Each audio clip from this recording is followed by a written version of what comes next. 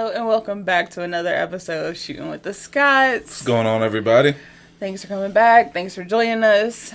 As always, 10 episodes in. I hope you all made it pretty far. Yeah. Doesn't feel like 10 episodes. It doesn't, really. Feels like 25. No, I'm joking. Rude. That was so rude. I mean, that was so rude. No, because I know you being an asshole about it. That was rude. As always, I am one of your hosts, Mrs. Cherron Scott. And I'm here with my co-host. I'm the co-host, Peter Scott, also known as Game for Hire. What's up, y'all? Yes. Welcome. So as always, if you've been here, if this is your first time, we come together every week just to talk about whatever comes up, to reflect on our week that we've been through. Pull up a chair, pull up a couch. Yes. Whatever. Sometimes I'll have in-depth conversation or in-depth questions to ask Peter to pluck his brain a little bit. Mm-hmm. And sometimes I don't. Sometimes we won't have a topic. Sometimes we do. We just here to talk. But today... Good shit, as you will. Yes. But today I do have a question and I do have a topic. So we're going to get into it. Starting, as always, with our roses and thorns. I'll go first. Okay. I'll go first. I was trying to remember who went first last week, but I'll go first. Oh, damn. Maybe I shouldn't have gone first. Well, we here now. You in it. I know. Okay, simultaneous rose and thorn. I don't know if I told y'all last week. I probably did. But I had to go take... glucose test. Yes. My 3-hour glucose test because I failed the first one. Horribly. Not horribly. Not horribly. She was a point off. I was more than... I looked at my results. I was like 10, 15 points off. Margin of error. Whatever. But yeah. So I went to take my 3-hour glucose test. It wasn't that bad. The only part that was bad was the actual sitting there waiting for 3 hours. Like, I had my comics. I brought my Switch with me. Like, I had stuff to do. Oh, excuse me. But it was still just like sitting in one place. Yeah, just waiting. Man. So taking the actual test was a thorn. And even afterwards, I was like waiting for my doctor to like call, tell me what the results were. Like, literally sitting by the phone, like waiting for this phone call. Never happens on time or in a timely manner. No. So I was like freaking out, like I was starting to worry, but then I was also just like, you know what? It is what it is. Like, I'm not the first person in the world who possibly has gestational diabetes. Like, we got doctors and medicines and they got other methods. patients too. Right. And they only patient. And methods to handle these things. But then I realized I could just go online and look at my results. Everything's online now. So I looked at my results and my roses that I passed my glucose test this time around. So I can go back to eating sweets, but I'm also still trying to be like, not go overboard. But it's a fucking struggle. Like, I don't even... It's a struggle. I can't judge, actually. I eat a lot of shit. So, trash, let's put it that way. I eat trash, like. So I can't really judge her on the amount of junk she eats or sugar. So, it doesn't seem like a lot to me. But apparently it is. It is. Like, and it's not even just the sugar. For me, it's the carbs. Like, I'll eat pasta and then waffles and then fix a sandwich. Like... And then have an ice cream bar. Sounds like being pregnant to me. It is, but I also want to make sure our daughter has all the time in the world. Not all the time in the world, but all the time that she needs. She's going to pull an ace. Spend 21 months in there. Absolutely not. I will cut me open. Get this baby. You are evicted. I can't come out yet. Hilarious. So yeah. That was my rose and thorn for the week. That's nice. Yeah. Well, thanks for watching, guys. Have a good day. No? Okay. I don't know. My thorn. I don't know. My pelvis has been hurting me today. It's been a day. Don't know why. Maybe I slept wrong. Maybe. Weird things happen. Rose for today. I got these steaks again. Oh yeah, these Wagyu steaks again. I'm looking forward to that. Probably gonna cook that this weekend. You are. And my other rose is just my brother in general. Yeah. Yeah. That's about it. Okay. Yeah. Cool. So, on to our question for the day. Okay. And this one's pretty simple. I want to know, Insecure came back for its final season. I love Insecure. It's a great show. I mean, I like the show too. I have abandonment issues. So it's very hard for me to come to terms with the fact that like anything is ending. Mm-hmm. But I am looking forward to this season. So with that being said, my question for you today is, what did you think of the first episode of the 5th season of Insecure? Whew. First episode was a ride and a half. It felt like they should have just done a 2-hour-long premiere. Really? Just put out 2 episodes but episode 1 was long enough. A lot happened in episode 1. Mm-hmm. I mean, I like the episode. No, things I had problems with. Not necessarily problems with. You're just gonna go straight to the problems. You ain't like nothing about it. No, episode was good in general. Welcome back. Everybody's getting back together. Issa and her Molly is trying to make their friendship work. Right. You know, I appreciate the effort and whatnot, but it's like they're gonna make you feel how uncomfortable all of this shit is, and it's just like, ladies, come on now, let's. And being a guy personally, it's just like one or two things would have happened. We either would have just cut all contact and been about our day, not worry about nothing. It is what it is, right? Or we would have duked it out for like 5 minutes at the max, and we would have been cool afterwards. But females got these things called emotions. Men have emotions too. Don't do that. Men have emotions too. And they have these things called, side eyes and what's the word I'm looking for? Shade. That's what they got. Well, man, we don't really like beat around the bush with each other. So you're just more direct in what you're feeling and not trying to fake the funk, so to speak. Like the tit for tat stuff. That's what I feel is a lot of that going on. Like last season, Issa had her issues. She was trying to come to Molly, trying to talk it out. You know, she wanted Molly to be your friend, and Molly was like, "Nah, I ain't got time for your problems no more. I gotta focus on me." And now the roles are reversed this season, and Issa's like, well, sucks for you. No, that, yeah. So, it's like you're getting back at her, but y'all supposed to be, at least it looks like you're just trying to get back at her, but y'all supposed to be cool and working on your friendship. And how are you going to do that if you're playing this, it seems childish to me. But. So, sorry, go ahead. Go ahead.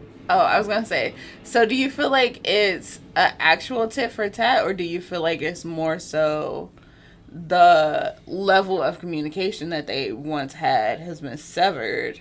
So it's like it's hard to try to get back to that. But Molly's putting in actual effort. She's replying to Issa and her issues. She's trying to give or trying to encourage her in ways she used to. no, you're never going to get back to how things used to be, but putting in that effort can make something new happen or set a different foundation. While on Issa's side, Molly's trying to talk about her work life and then her guy life, and it's just Yeah. like Issa isn't giving her I nothing. would say she wasn't really responding. She isn't giving her any type of like, oh, well, this is what you should, or at least like, well, I feel bad for you. It's okay to be sad, or it's okay to be happy, or it's like, or even agree with her on what she said. She was like, maybe I should focus on myself, and Issa just ain't say nothing. Yeah. It's like, give me something, shorty. I just like, I don't know. I feel like it's hard because it's like once for me personally, I don't know. Once like it's more to just I guess talking about things with another person. So I agree. I feel like Issa should have put forth a little more effort when like her and Molly were alone when they were talking, just the two of them. Mm-hmm. But also I feel like I don't know, like after a friendship is like severed, like I don't want to say their friendship was severed, but like after you go through things, it's kind of hard. Like I have friends who, we've grown apart, and then when we try to like reconnect, it's just like not the same as it used to be because you're like things are different. So I feel like that was more so where the communication faltered. It's just like things are different. Like Issa is a whole entrepreneur starting her own business, whereas Molly was, I don't know how much time has passed between this season and last season, and then but Molly was dealing with her breakup and like trying to go on this path of just like reconciliation and healing, essentially. And I think that's what's missing from you. How much time passed? Like you're saying with you and your friends, like time has legitimately passed since y'all talked to each other. Yeah, it's been y'all years. on completely different paths of your life. But with Issa and Molly, it's like we just saw last season end with y'all at a restaurant trying to patch things up, and it's like if that didn't happen a month ago, how much time passed? And if it happened a month ago,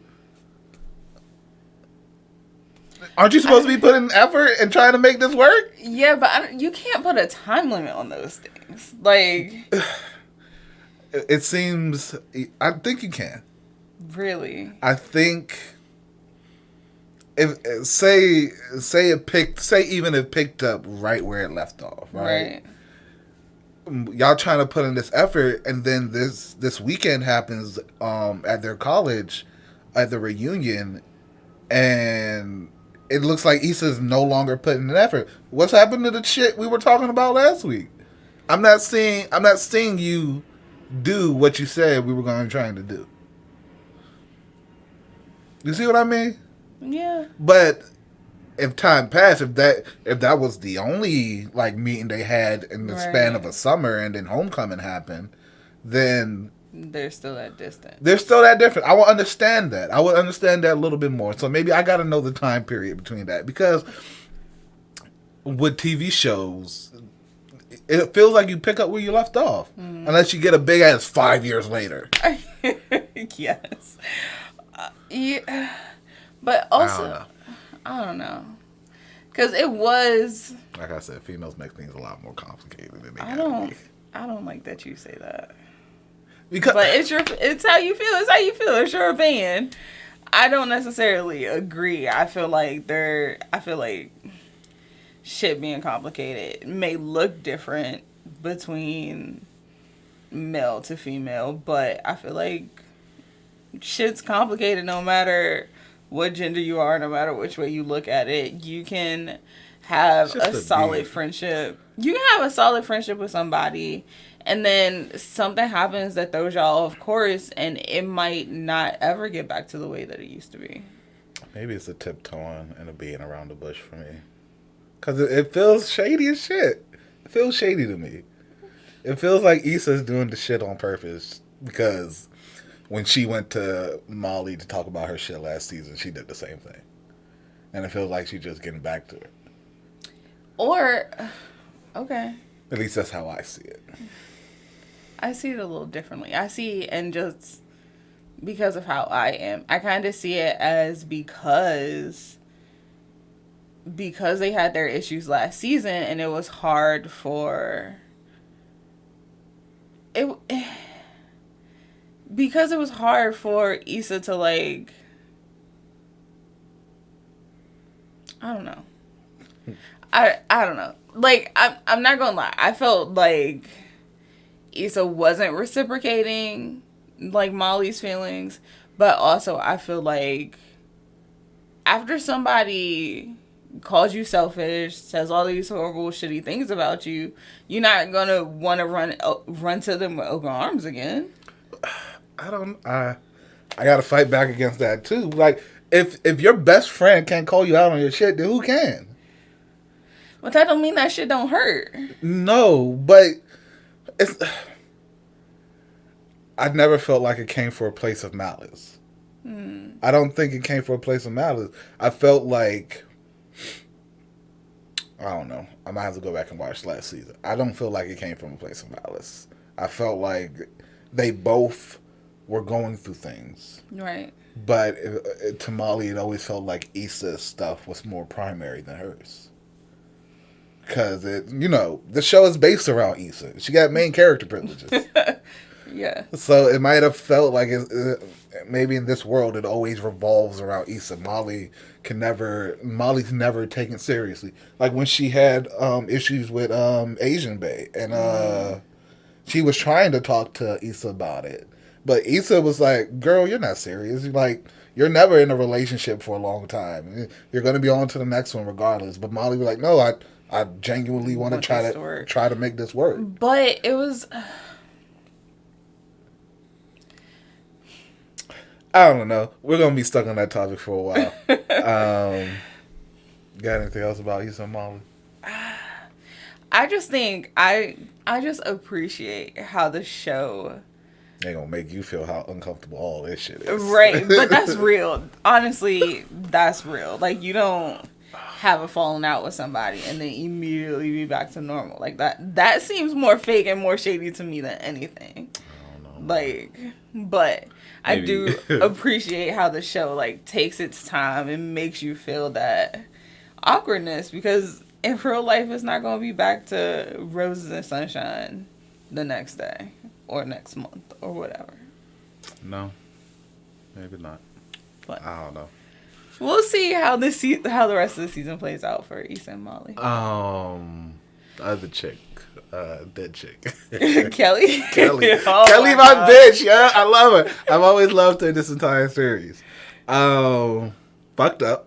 I felt so bad for Kelly. Absolutely, biggest fear in the world. Man, look, like, what happened to this nigga? He ain't doing shit. He must be dead. like, and then to know that people don't have any, like, real memories. Like, yeah, the hell of a stanky leg. That's gosh, yeah. Bitch, what? that kind of, that kind of touched me, because I feel like, I don't know, like, I've been trying to be, I don't know if patient is the right word, but just, like, content. Like, I've been, like, I don't know, man. Like, sometimes I feel like I haven't made, like, a memorable mark on people and a memorable mark on the world outside of, like, my tight-knit, close relationships. So it's like, I felt it because it was just like, dang, like, if I go back to my 10-year college reunion, like, would they know anything? Like, who would really remember me as a person and not just, like, a background character? And I feel like that, like, I don't know, I resonated with that, and it was like, like, it was funny. It was funny. But even towards the end of the episode, when Kelly was, like, flipped out, and she was like, is everything a fucking joke to y'all? Like, that's where I was going, though. I was like, but Kelly has to reflect on herself and how she acted around people. Because from the jump, when we met Kelly from season 1, she was a bitch with jokes. She was the bitch that made everybody have a good time. Yeah. Who was the one running off on whatever acid trip in the at the concert or the Coachella. at Coachella. Oh, man. I'm like, Kelly was my bitch. Like, yeah. But if you portrayed this role where you're the fun chick and you're the one that's making everybody laugh, it's hard sometimes when you've never really been vulnerable. And then when you try to be, nobody's expecting that of you or think you're playing around. And it's like, it's hard to balance that because you try to find your niche in whatever group you're in, and you see what niche works, and you try to play that role to keep those friends. But if they can't accept all facets of you, or if they haven't seen all facets of you, then when they see something that's never been shown before, it's like, are you serious? Where's this coming from? But yeah, it's just like. It's like if you and your friend group, and if you and your friend group, it's like if you suddenly were the one to get shit faced drunk, running down the street, flipping cars, they'd be like, "What the fuck is wrong with Ronnie?" Yes, because I am typically, but that's what I mean, because you've always played that guardian mama role. Yeah, it'll be sideways. They'll be felt like they are hit with a train if they ever see you act like that. Yeah, but that doesn't mean that, like, those feelings aren't real or aren't valid, though. No, like, it doesn't. But, but I think what I'm trying to say, though, is that give them a second. Give them some time to, like, realize that this is serious and this is real. Like, I don't know. Like, so it's like for Kelly to like go back to college after being that funny friend, after being, you know, the one that is entertaining everybody, the one that's always cracking jokes, the one that's lighting up a room, to go back and for people to like not even remember you for that. Mm-hmm. Like, that's a slap in the face because, again, like, you feel left out. You feel like, you know, what memorable mark did I make on anybody that I came in contact with? I don't think it's being remembered for that. I think it's being remembered just for that. Because with Kelly, she felt like she was more than that. Mm-hmm. Because with everybody, like, even with Issa's blurb that they had, it's like, I can always go to Kelly for a laugh. Yeah. Or when I think about Kelly, I'm always laughing. And then what was up on the projector? Like, she had a hell of a stinky leg. Like, she was the life of the party. She was but that's all she was remembered for.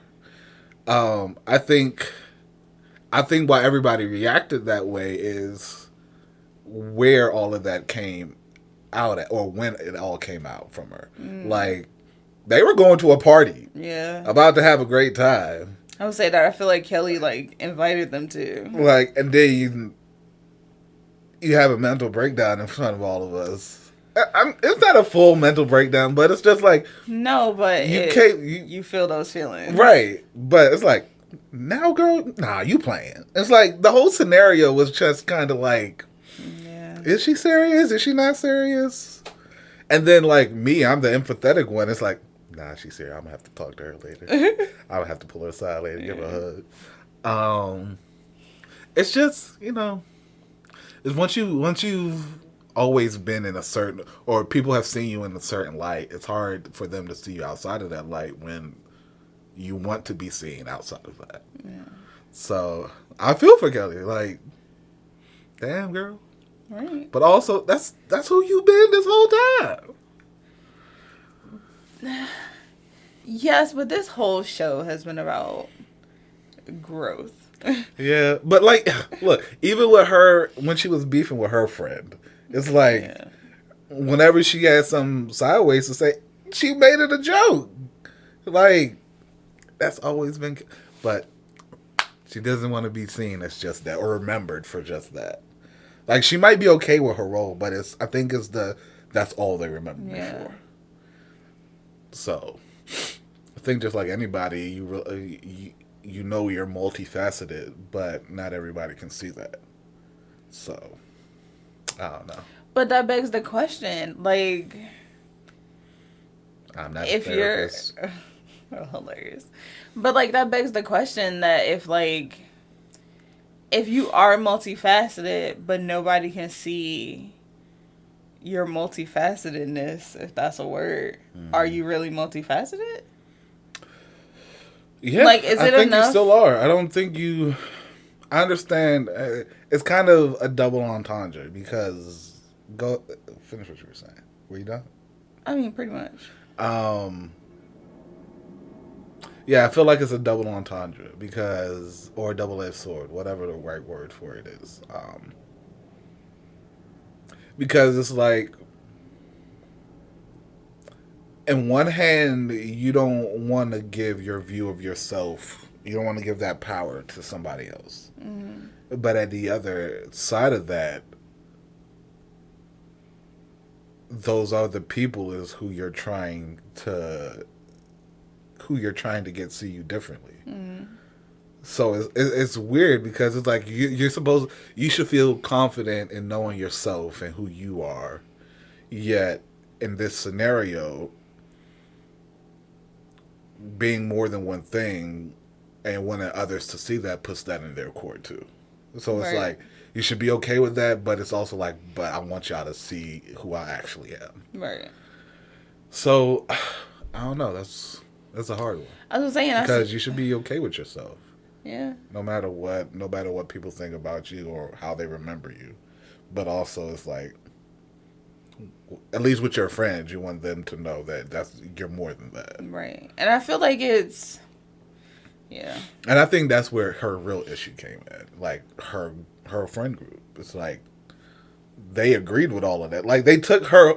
They didn't think her obituary would hurt her so much. Yeah. Like since they got there and saw it in the paper, they was like, they were laughing it off. Like this ain't. Yeah. And she was pissed since the jump.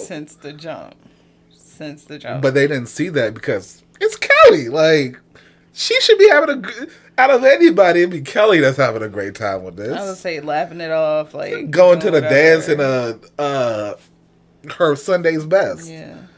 But nah, this was something that hurt Kelly. Dang. There was another moment. The bitches got robbed. That was funny. Oh, yeah. Man. Oh, yeah. That I was saying, and their friend that they used to hang out with in college set them up. And robbed their ass. That's why I don't trust people. That was funny. But even with that, going back to Molly and Issa for a second, that kind of like broke the ice for them. Like... And that's my thing. Why are y'all beating around the bush? At the end, y'all have history. I don't care what little beef happened last year. Y'all have history. So, but that history should outweigh that shit. Jump back on the fucking bike. You say that. However, I think that's the thing. Like, when any issues I had with other dudes, like, any close friends that I had in school and we had beef, we settled that shit. But our history outweighed this little scrimmage we had. So I was like, we have history. That's what matters, not this little mark on our ledger. Yeah. Yeah. However, I feel like, and I think this is why I like kind of resonate with it. I feel like a lot of friendships and relationships sometimes is trying to protect the other person, and that's kind of why it was that iffiness, because it's like I consider you my best friend. We have been friends forever. I have said whatever, talked to you however, like everything, but it's just like it's different now that we're married. I feel like I can't say things the way that I used to. So it's like with Molly and Issa, for their relationship to change, that kind of puts a limit on what you feel like you can say to somebody or how you feel like you can say it. But them getting robbed by their friend, just like, it just kind of broke that ice and took that tension away. We could have got shot and we would have died beefing. Like, exactly. Over some dumb shit. It puts it in perspective. I don't know. I always say that. I'll give you advice. I'm like, I don't know, man. I don't know. But maybe you should know. Look, man. It'll hold that much more weight. But that's what I mean. I think that's what like wraps it up in a boat. Like, none of that shit really mattered at that. Y'all are basically sisters. Your families know each other. Like, this stuff, like, really, y'all? This is what's gonna break y'all? Yeah, but if your relationship is already on the rocks, you don't want to say or do something that's gonna, like... And I feel like it was... go ahead, finish what you're saying. You don't want to say or do something that you feel like is gonna make it catastrophic. No, you're right, but look, I don't know. I felt like with their relationship, it wasn't their relationship. It wasn't their fault. Well, I don't know how I want to say this.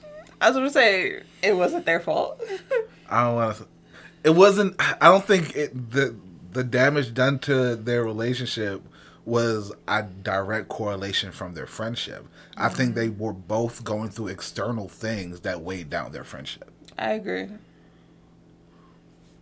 Like those, if it wasn't for like Issa trying to start up this nonprofit and get her business going, while Molly was hopping between jobs and going through this thing with relationships, while Issa's just off having a good ass time with two niggas, and it was purposely putting herself in messy situations, and then want to come and bring that to Molly, purposely putting herself in messy ass situations. How? She is a young woman, not committed to anybody. She was dating around. Just like Lawrence's baby mama decided to do when she realized she was Lawrence's ex. She recommended her to somebody else and left the whole situation alone.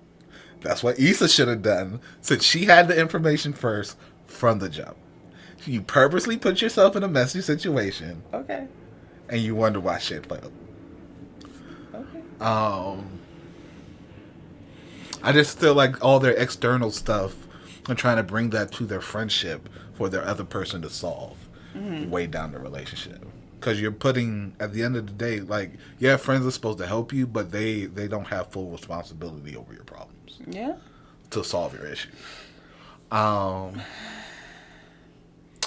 them bitches got robbed and put everything in its perspective for them. Like, yeah. I think that was good. Like I feel like their friendship will get stronger and build from here.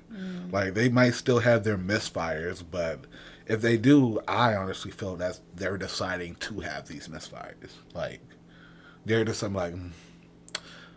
either remembering a slight that happened before and it's like, this is a chance for me to get you back, or just missing social cues. It's like, yeah. And then the creme de la creme. This bitch called this dude to pick you up from the airport. Oh, yeah. In the middle of the fucking night. That hurt my feelings. This nigga stayed up for your ass. That hurt my feelings. To pick you up in the... Didn't even question putting your bags in his car. Drove you to your spot. For you to turn around and have a coming to Jesus moment about him having a baby. I don't think... we can't date. I don't think it was right in that moment. I think it's something that Issa had been thinking about. And she even said that she had been thinking about it. Drive your ass home and keep thinking. That's... Don't call me.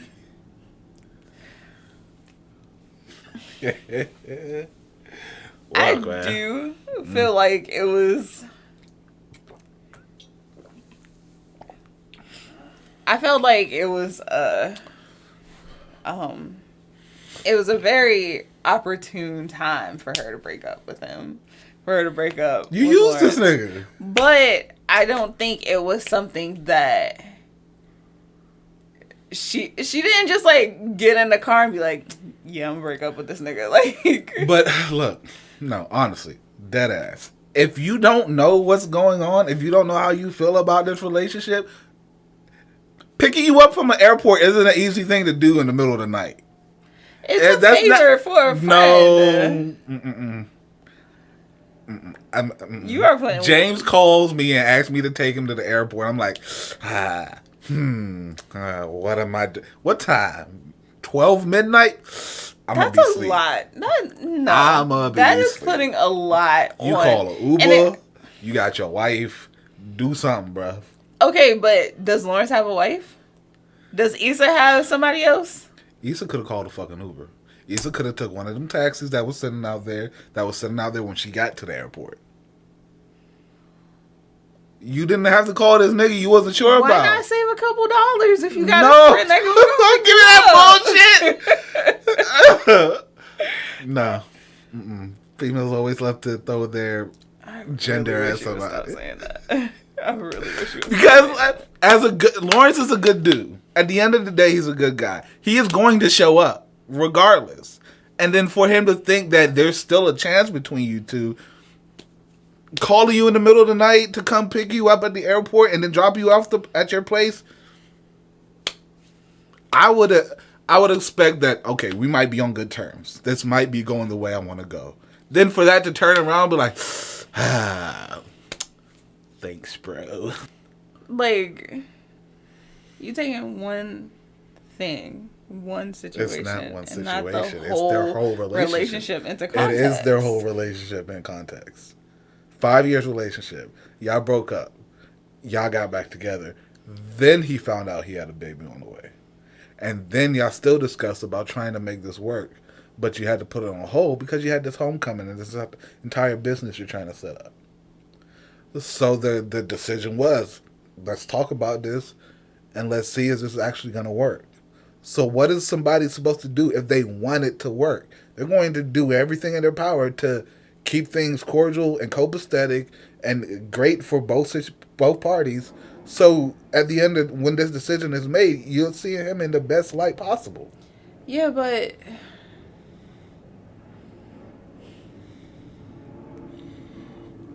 even with all that, there's still a possibility that it wasn't going to work. Just because you're doing all of this nice shit, that doesn't mean that that's going to guarantee for our relationship to work at the end of the day.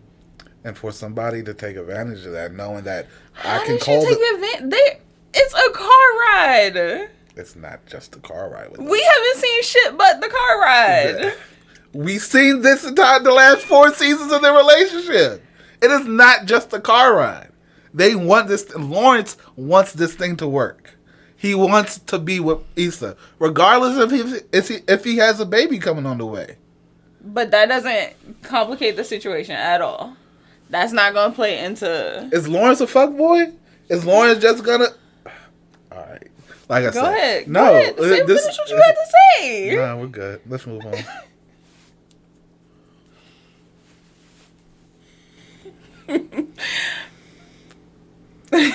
I feel like this is going to be a little bit of a jump. But, I don't know. I want to continue this conversation off camera. We're not.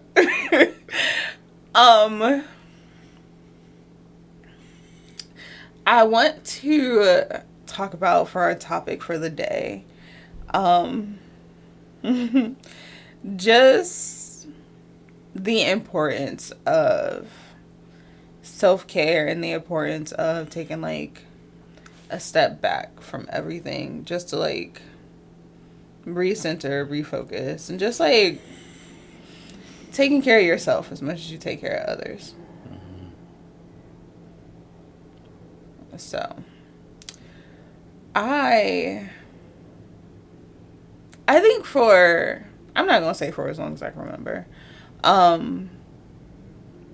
I think for me, I realized around about when I was in high school that I think that's when I like first started to like have a thought or the realization that like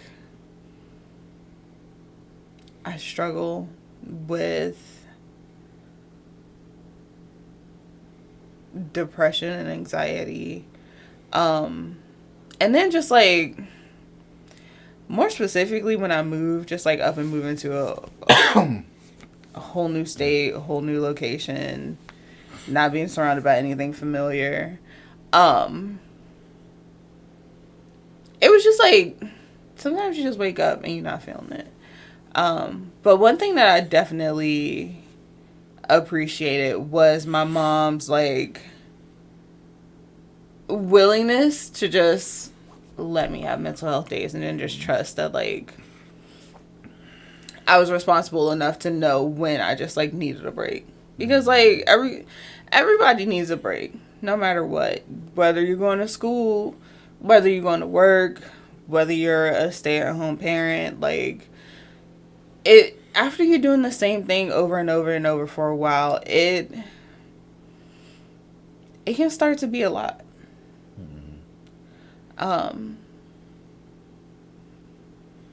So, yeah. No, I agree. I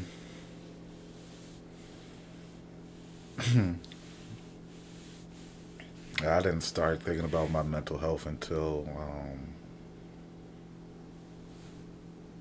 I don't know. Honestly, to be honest. I think I got an inkling of it when my first real relationship ended.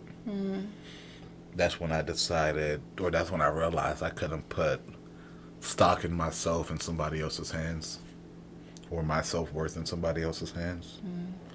So I guess that was my first start in that journey.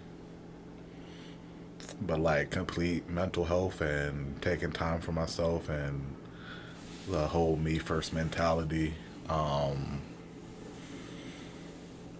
don't think that started until like maybe a year and a half before we got married. Really? Yeah.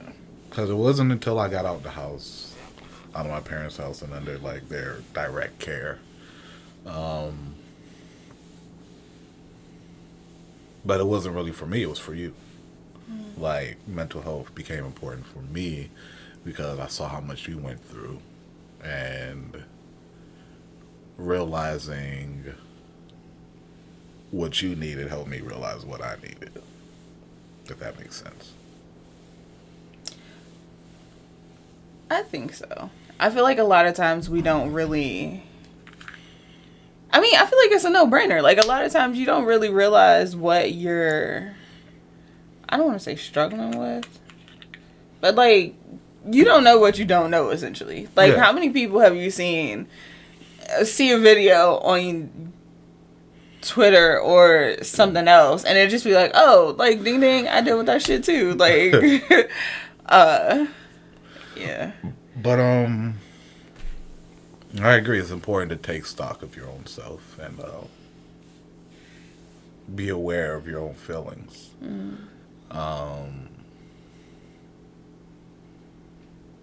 Especially in my family, I've never seen it actively happen until, I wouldn't even say recently. I think they're starting to realize it now because we are making such a, I guess I'll say, a fuss about it. But in my family, it was always go, go, go. It's the next dollar, just the next bill. Which is ironic because my mother deals with early childhood development. Right. And one of the early childhood development things is your self-worth and knowing who you are. But I always think, just like with anybody, it's hard to do something all day for work and also have to come home and do that same thing. So I don't think she ever did it on purpose, but nowadays starting to realize certain things that I also didn't get from my mother just because she had to pour so much into other people's kids. And even with my dad, I was nowhere in sight. As a man, especially as a man from his generation, it was always, let me provide for my family, let me protect my family. That's where it ends. That's it. That's where it ends. It was like, you fed, you got a roof over your head. All right, cool, my job is done. It wasn't until, like I said, a year, maybe a year and a half before we got married, like around the time I decided to actually pull the trigger, and started wanting to ask and wanted to look for a ring and all of that. That's when I came up and decided for my family what I want to start building is feeling your feelings. Mental health matters. That's something that's going to be big for my family, especially with Harley coming. It's reinforced it even more. It's why I won't say allow, but I didn't have a problem with you stopping working and getting stock of yourself and going to therapy and figuring out what you actually want to do with yourself and figuring out your emotions. That's why I never had an issue with any of that, because that's what I want for my family. I want you to, it's not just about your body. It's not just about finances. It's not just about what you eat. It's everything as a whole. And one of the things that we are now just getting a start on is our mental health. So take the time you need to worry about yourself. And since you've been doing that, and since you've come back, and of course you talked to me about it, it's helped me take stock of myself and figure out things, and just, well, I want to say figure out, it started to make me think about certain things, which in turn made me go down the path of enlightenment in a sense, or finding triggers and figuring things out for myself. So yeah, I think taking stock of yourself and taking time for yourself matters is one of the biggest things I want to teach my family. I want to show my family, not just Harley, but my brothers, my father, my mother, everybody, that it's okay to be selfish. Like, just looking at correlations, when we went on our vacation in July, I came back and my mom was like, I'm planning a vacation for myself. Yeah. And I was like, she's like, yeah, you I are. gotta go back by myself. I'm like, going on vacation. You do you, girl. Yeah. And I'm like, she needed that. Both of my parents have been through a lot in the last 2 years. And it's just been nonstop for them. And I think they needed that break to just let their hair down, relax, not worry about the next thing they got to pay, not worry about getting out of debt or any of that crap.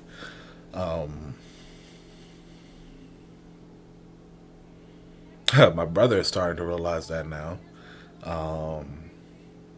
And it's something that took me a while to realize. Just, it's going to take I know it's going to take time for him, just because we grew up in the same household. We were basically raised the same. And it took me a while to figure out that, in a sense, I have to put myself first. I can't put how I feel about myself in somebody else's hands or make that somebody else's responsibility.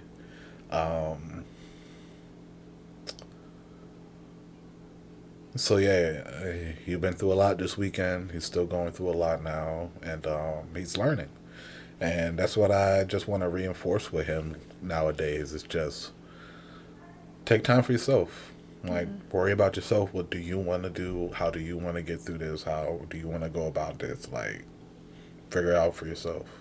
You can't let somebody else tell you how you should feel about yourself or who you are. You know who you are. You're the same person you've always been. It's just you're a little more enlightened now. I can't tell you who you are. I can't tell you how strong you are. This is something you have to do for yourself. And the only reason I can say that is because that's what I had to do for myself.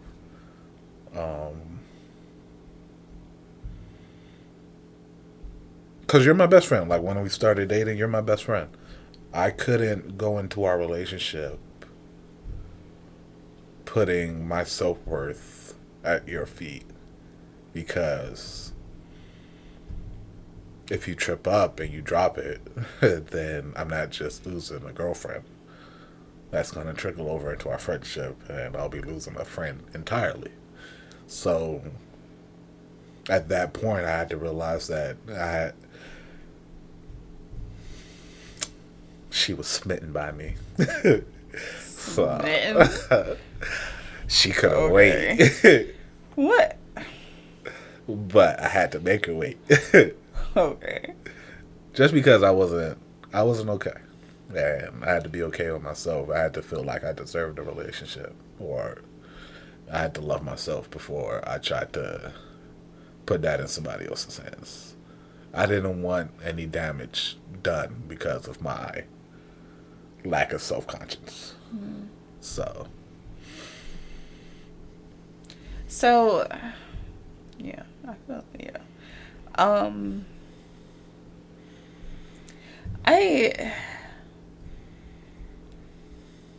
I think I didn't really start to get a serious handle on my mental health until,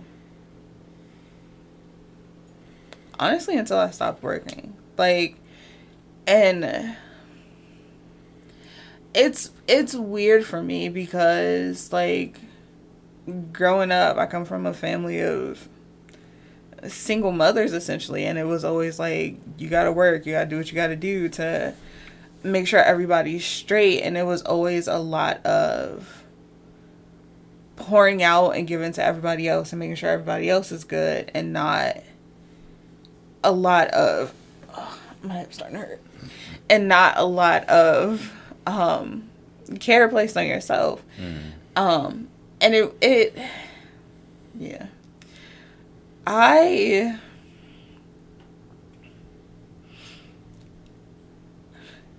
it's conflicting for me because I don't want to, not that there is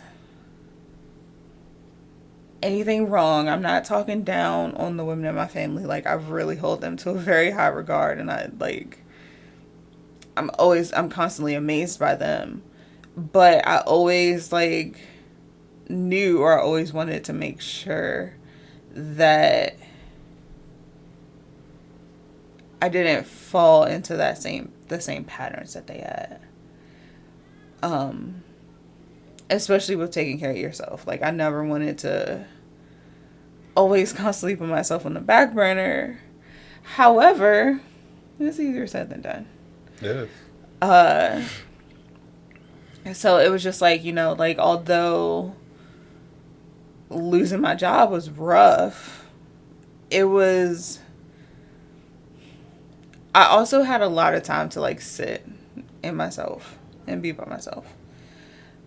And not, like, mentally be by myself. And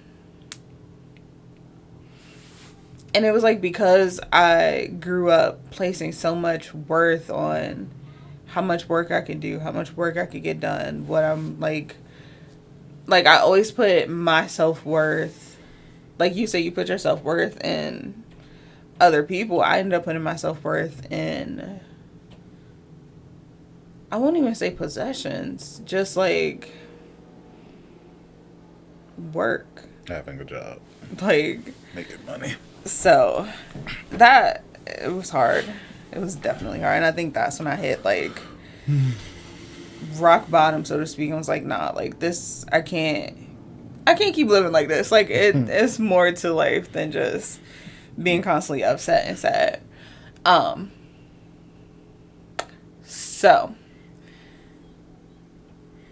which brings us to, like, the important part. All is important. But I really just want to focus on specific ways that you take care of yourself. Because how you care for your mental health looks different than how I care for my mental health. Like, you mentioned it a little bit before, but I like going to therapy. I really do. I feel like I have, and we kind of talked about, just like having your own world view and how you view things. And, you kind of make your own world view your truth in a way. Mm-hmm. And, like, you don't deviate from it. You don't, like, this is how it is. This is how it's always going to be. These are my beliefs. And one of the main reasons I like going to therapy is because it kind of takes me out of that. Like, you don't really realize how harmful, or how, I don't want to say wrong, but how not necessarily correct. I feel like I just said the same thing. But just how, like, misconstrued, I guess, your own thoughts can be when you're only looking at them from your realm of experience. Mm-hmm. And I feel like I like going to therapy because I like being challenged, and I like having to look at things differently. And I'm not going to say it comes easy, but it's also just like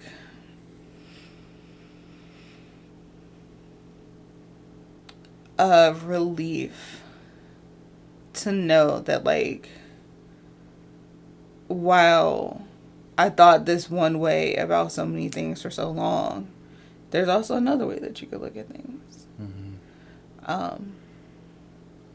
So that's one way that I really like to take time and care for myself. And, like, granted, it's not always comfortable.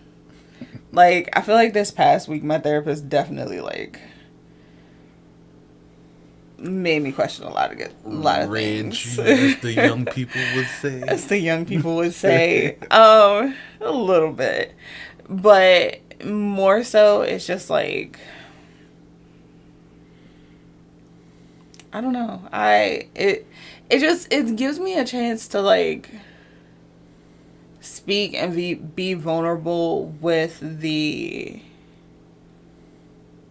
confidence that I'm not just being a burden on somebody. And confidence that, like,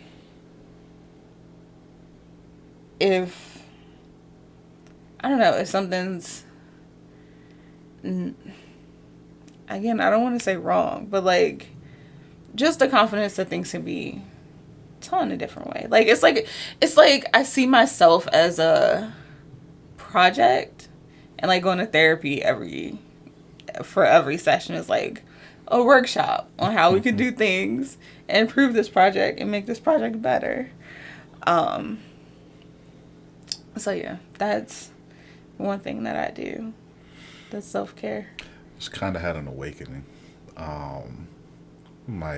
Why I feel uncomfortable going to therapy. But like she said, we don't deal with things the same. I don't go to therapy, but I've had a lot of moments where I've had clarity as I did just now, in understanding who I am more. And then if it's an issue, I actively work towards it not being an issue. But I also smoke. So that also helps with, because I have anxiety. I have this part of me where things just build up until it feels like it's too much, or I have where it's like I'm always waiting for the other shoe to drop, in a sense, and it's a constant state of being. Smoking helps calm the noise down. It helps me relax. It helps me let go.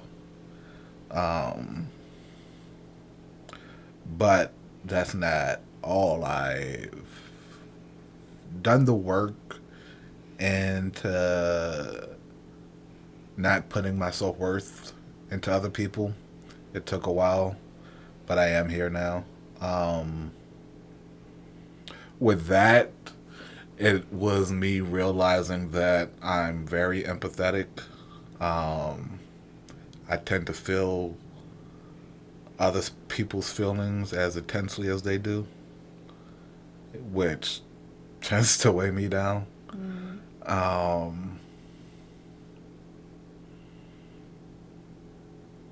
say that because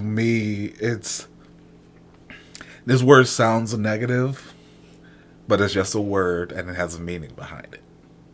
Words have meanings. The connotation isn't in a negative light. I just don't know another way to say this. Are you ready? Yeah. You're very selfish.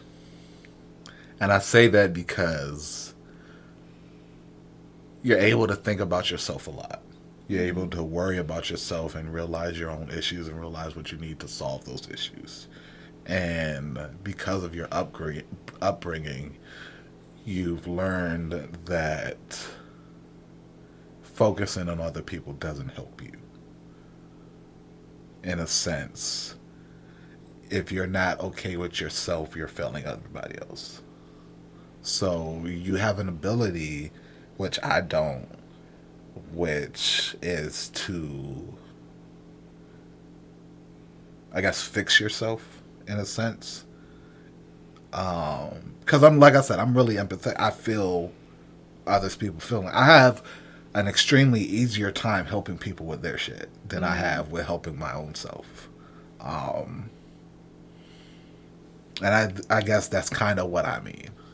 Like, it's hard for me to be introspective sometimes just because I don't never really had that self-worth, so I never felt worth it.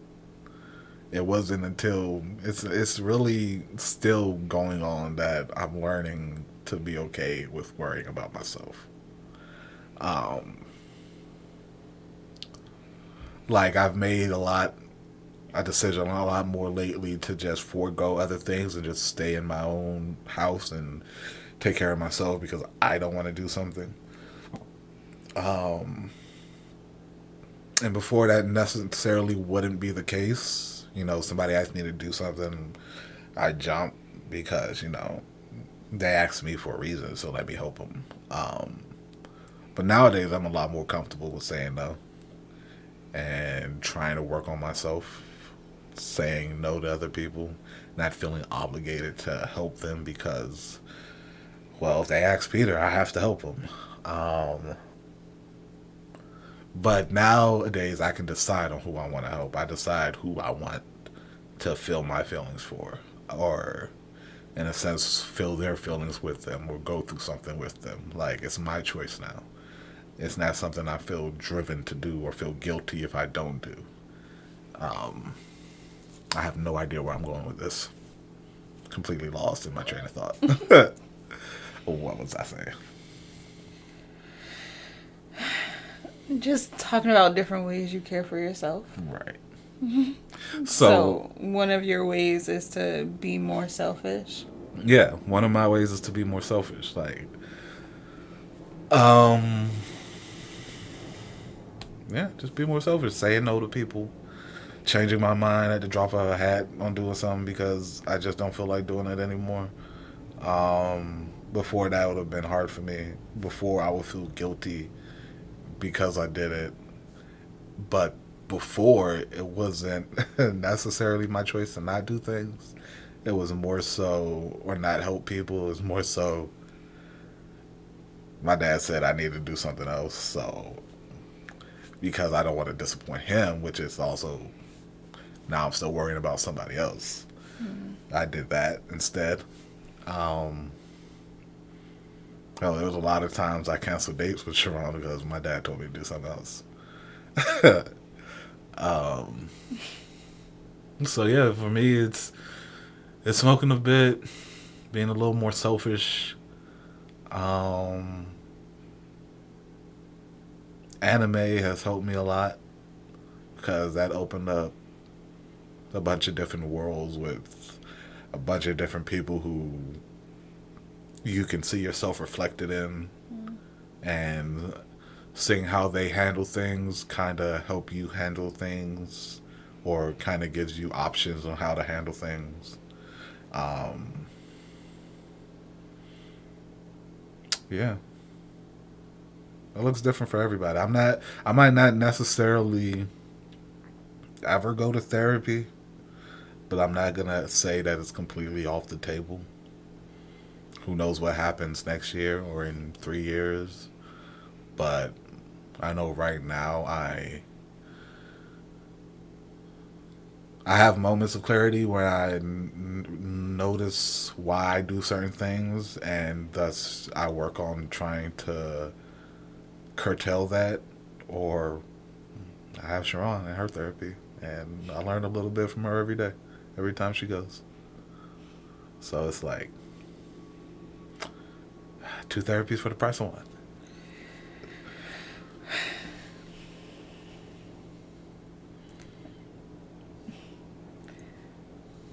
I'm glad that you get I'm glad that you get something out of my going to therapy. However, my treatment plan is not your treatment plan. No. We are 2 separate people. Indeed. So for everybody out there, I do not recommend you curtail your significant other's therapy. No. I mean, but like, I'm not setting it with her. I'm just saying when she talks to me about what she goes through, it's like, I kind of do that too. yeah. It's more so that than like what you do to fix yourself in a sense. That's different. I think that's always going to be different between people. It's just the aha moments. So yeah, in my book, it's like I said, with my family, it's really important. I want everybody to feel their feelings. I want it to be a safe environment where you know you can feel these feelings, that it's okay to call and just say, hey, I need to stay home, Dad. I need a mental health day. Like, all right, cool. Yeah. Or even like, hey, I'm going through a lot with my friend. I might need to talk to somebody about it. Cool. Fine. In my opinion, your entire body starts with what comes out of your head, what comes out of your brain, what comes out of your mouth. And so in my head, mental health is very important. And I don't want the child we're bringing into this world to feel like she can't talk about what's going on in her head, or not have the words to express her feelings. So I also, I think it's also important to just remember that, like, there's no one right way to do mental health or self-care even. no. Like, Some people go on walkabouts. man, I saw something and it frustrated me. I feel like I see a lot of things that frustrate me. I'm trying to live and not be so frustrated, but I feel like it's my default setting. But I saw something on Facebook and it was like, self-care is not sitting around eating a whole tub of ice cream or binge watching 7 seasons of whatever on It Netflix is. or it's stuff that like going on walks. It's supposed to be going on walks and Not doing supposed stuff to be. that makes you It's like whatever works for you. it's whatever works for you. Like that's why it made me so frustrated, because it's just like, how do you constantly put parameters on something that's supposed to be individualized? Like it's like, I feel like people,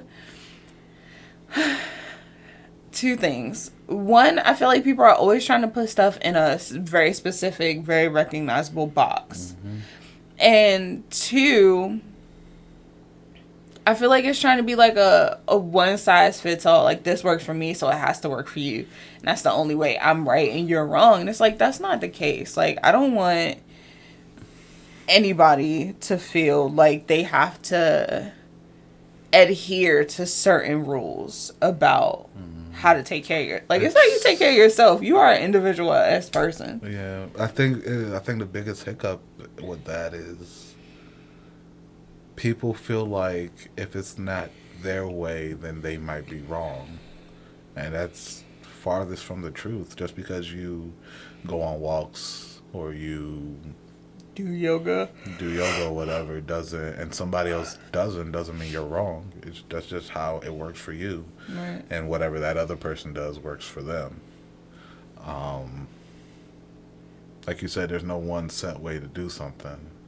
There's no one set way to tie your shoes. So mental health, how you relax, how you decompress, how you take care of yourself is different for everybody. Yeah.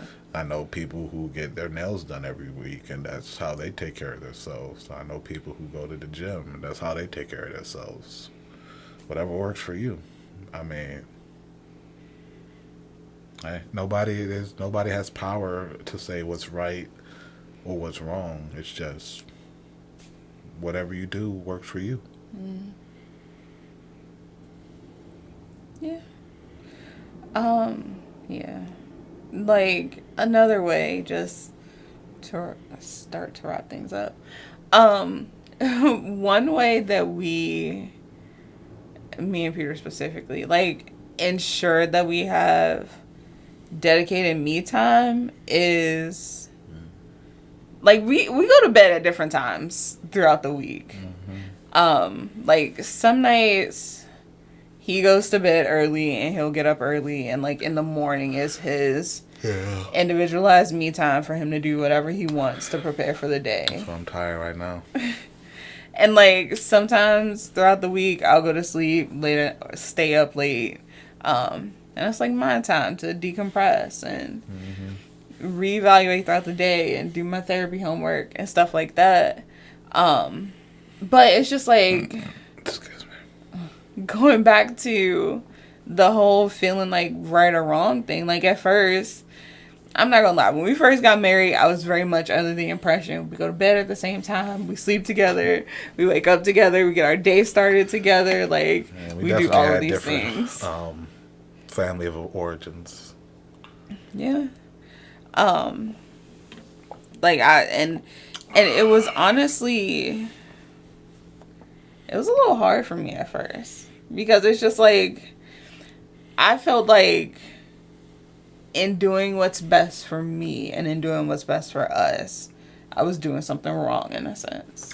But like, you got to paint the whole picture. We were also in quarantine. Like, you were not working. We were both home all day. Yeah. So, I mean, our me time kind of stopped. We never had time for ourselves. It was always us. So, and I love her. Don't get me wrong, but she could be a bit much sometimes. And I could be a bit much, or the lack thereof. it's more so the lack thereof. So it's like before we went to work, we went to separate jobs, we were out of the house, we were away from each other, coming back and reconnecting. That was great. We were back together. Long day, let's talk about our day, all of that. But when you're spending the whole day in the house together, and it's like, you don't have nothing new to talk about. I ain't really got much to talk about. And not even just not having anything to talk about. It was also just like became repetitive, and yeah, it's just the same thing every day. And it's just like you like. It's one thing living with somebody. Like you can live with somebody and never spend any bit of quality time with them. Like it's just day in day out. Same thing over and over. But it was also just like I feel like being put in quarantine and having like our, I don't want to say traditional roles, are like our schedule shifting. Dang, what was I about to say? I don't know. It was just like, having our schedule shifting to going from, like, because we were away, not only did we have stuff to talk about, but it was also just like, when we came back, we made sure we spent that quality time together. Like, our living together time was also our quality time. But, like, being in quarantine, it was like, we're here all day, but we're doing separate things. Like, I was working for a little while in quarantine. Peter was working, continued working. Like, it was just like we were just preoccupied. So it was like the time that we would usually spend together as quality time was more so time to decompress from our day. And that's kind of how like it got lost in the shuffle a little bit. But all that to say, just because you do things differently, that doesn't mean that they're wrong. Right. Absolutely. Whatever works for you. And that's the whole point about mental health and you time. It's whatever works for you. It's about you. Yeah.